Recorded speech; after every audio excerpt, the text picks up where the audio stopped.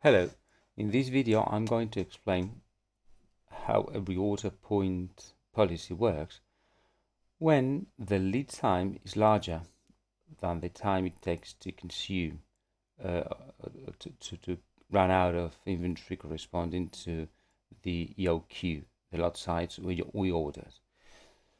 So I have created this Excel file to reproduce the evolution of both inventory level in blue and on-hand inventory in red. And for that, what I have is the weekly demand for the PQ case, where we have a demand of 300 units per week. This is the standard deviation, 200, and this is the lead time, everything in weeks. I turned that into hourly values, just dividing by 7 and by 24, and I have the parameters here. For the policy, the EOQ is 100, the reorder point is 1063. Okay, I have the lead time again here, and the demand during the lead time, and the safety stock. I have everything explained in the previous videos of this playlist. And what I have here is the evolution of our inventory according to the demand on an hourly basis.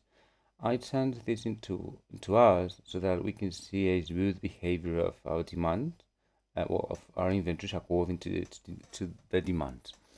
So we have a row per every hour within the horizon.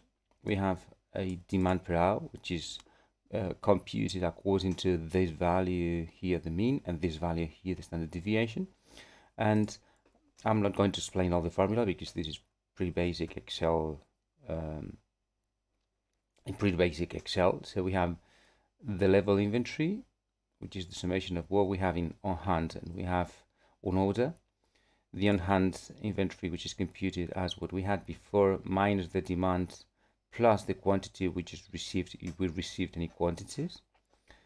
And we have the on order, which is what this is the amount of inventory we are expecting to receive, which is the amount we're expecting to receive, plus what we just placed and what we just received, minus what we just received.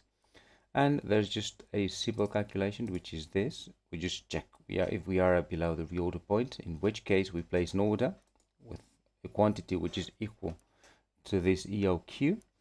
And according to the ones I have here, because this turns into 1 if I place an order, if I place an order here, 336 rows down, I'll have this one corresponding to the order received. So you have a 1 in this cell, 336 rows down this column I'll have a 1, and to the right of that 1 I'll have a Q received for updating the reception of the inventory that I placed 2 weeks before, which is equivalent to this house.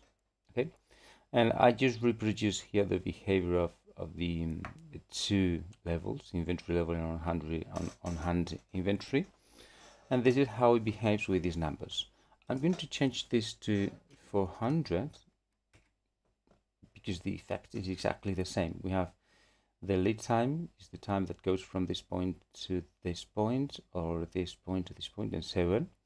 And still we have that the time in between these 2 points is smaller than the lead time, because if I'm placing an order with a 400 units and my demand is 300 units, I will consume then, or I will run out of those 400 in 1.33 weeks, which is less than the 2 weeks for my lead time. And I'm going to explain in the next video what is the relationship between these two curves.